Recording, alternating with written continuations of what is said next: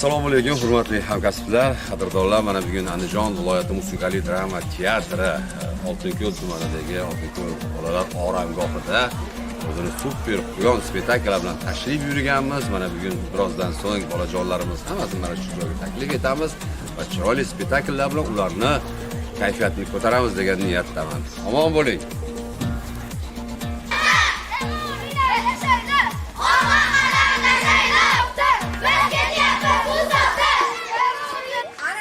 Qanday dam olyapsizlar? Musiqali drama teatrining aktyorlari, artistlari super quyon deb nomlangan ertak bilan kelgan. Mazaqa tomosha qilamizmi? Voy barakalla barak. Hop, endi bunday qilamiz. Biznikilar boshlanguncha ozgina musobaqa qilamiz. Qani? Kim zo'r qarsa chop turamiz.